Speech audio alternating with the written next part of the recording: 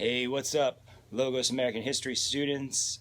Welcome to Tuesday, June 2nd, 2020, day 47 of our COVID-19 e-learning experience. Welcome back.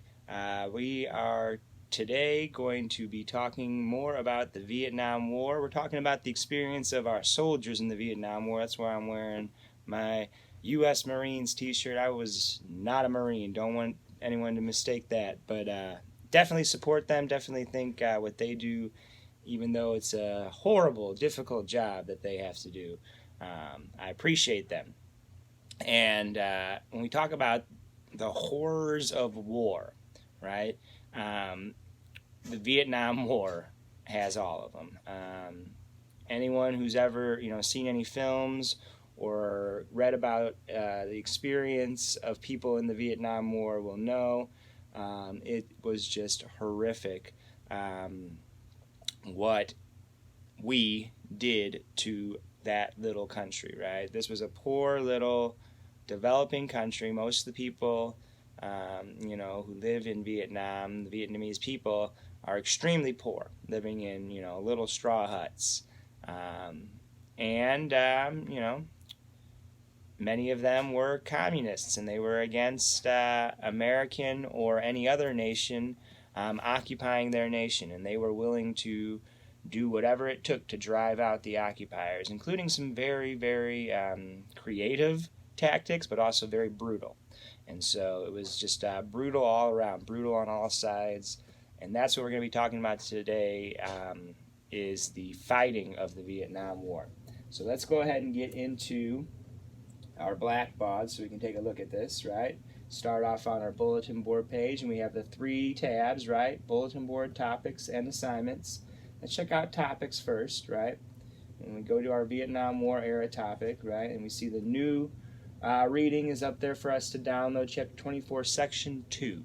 Chapter 24, Section 2, pages 798 to 804. If we click on the download, we see, I want to zoom in on this because this section has some really good illustrations. I showed you in the last section on Friday, in Section 1. They have some really real photos in this chapter that you don't really see that graphic of images typically in a school history book, high school history book.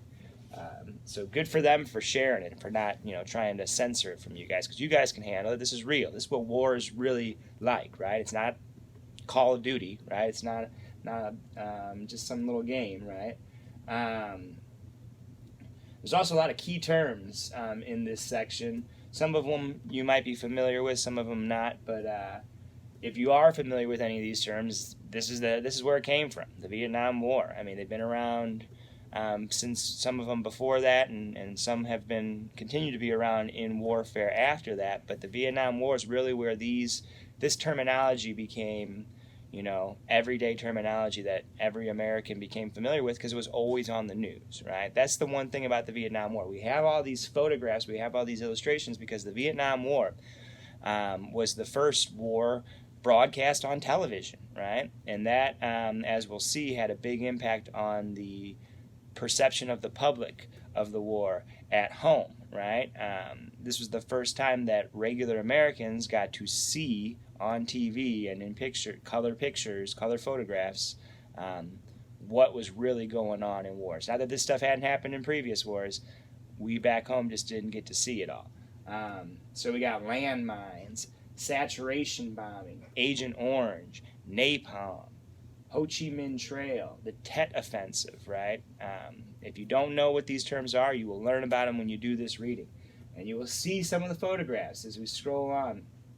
Again, this is how, Vietnam is the jungle, right? So these are American soldiers being dropped off in Vietnam, just dropped out of a helicopter into the jungle. And there you go, you're on your own, right? Not on your own, you're with your squadron, but other than that, I mean, it's about survival. It's about finding the enemy hiding in the jungle and trying not to get killed in the process, right? And oftentimes, the enemy never wore uniforms. And so you couldn't tell who was a friend and who was a foe. And so oftentimes innocent people were killed. And, again, the conditions for fighting for soldiers in the Vietnam War were awful for many reasons. Again, the just physical conditions, the climate was horrific. Hot, sweltering jungle, right? With dangers hiding everywhere, right? An enemy who didn't wear uniforms and could blend in with the population. And so you either had to just assume that nice old lady or nice woman with a baby was a friend who didn't want to hurt you, and maybe they weren't a friend and they did want to hurt you and it was a trap, or you just assume that everyone's the enemy and you just go around killing old people and women with babies. Those are your two choices, right? Again, it's like we've talked about in other wars. The Vietnamese, the Viet Cong, the VC, aka Charlie, they knew the terrain. This was their home. They grew up here, right? So they knew all the best hiding places, and they created some ingenious hiding places. They had a whole elaborate tunnel system, right? This is an illustration of the tunnel system where they could enter from underneath the water, and then they had places to sleep, they had places to store their food, they had hospitals, kitchens, and then they had places where they could pop up. They had booby traps, right? Pits filled with spikes that a soldier can fall in and be, horribly injured, disfigured, if not killed. It's pretty intense, right? And not to mention landmines, right? All kinds of booby traps. But again, you're having to carry weapons and gear through jungle, through rivers that are infested with all kinds of nasty creatures, poisonous snakes and leeches and ticks and killer ants, and just, gross, right? Agent Orange, right? What is Agent Orange? Agent Orange is a pesticide. It's a chemical pesticide that was sprayed all over the foliage to kill the foliage, to eliminate the hiding places, but it also ended up getting sprayed on people, including our own soldiers. You can't necessarily control where the wind's going to blow that spray, and so they get sick from pesticides being sprayed on them. Just horrible. And then again, innocent people. These are children, these are old people who just had their entire village burned to the ground, right? By American soldiers, by American planes, right? Massacres happened where dozens of innocent people were brutally murdered by American soldiers. Why? Because American soldiers couldn't tell who was innocent and who was enemy, and so they just, they were doing what they had to do to survive. It's horrific, right? And then napalm, jelly-like substance that splatters and burns uncontrollably, sticks to people's bodies and sears off their flesh. Nice. Problem is, the war kept getting worse and worse and worse. And for a long time, the President of the United States and other government officials were telling the American people back home, we're winning, right? I know it's bad now, but don't worry, it's almost over. We're winning.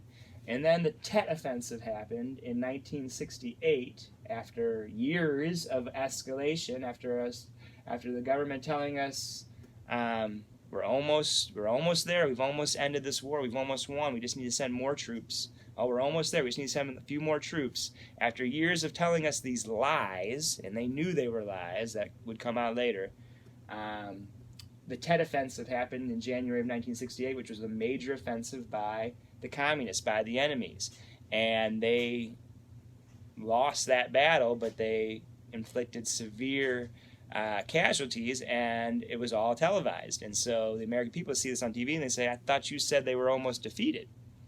And so the Tet Offensive, in many ways, was a turning point. But so anyway, this is a jam-packed section, so take your time to read it.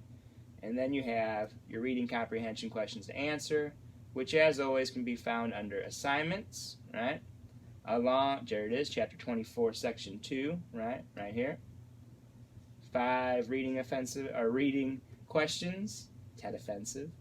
And then question of the day. And so let's talk about the question of the day. Question of the day says, what do you think would have been the worst part of the experience of an American soldier drafted to serve in the Vietnam War? Drafted, right? A lot of soldiers volunteered.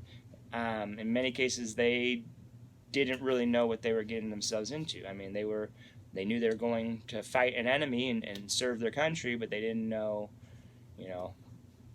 all that bad stuff necessarily. You can't really know until you go and experience it.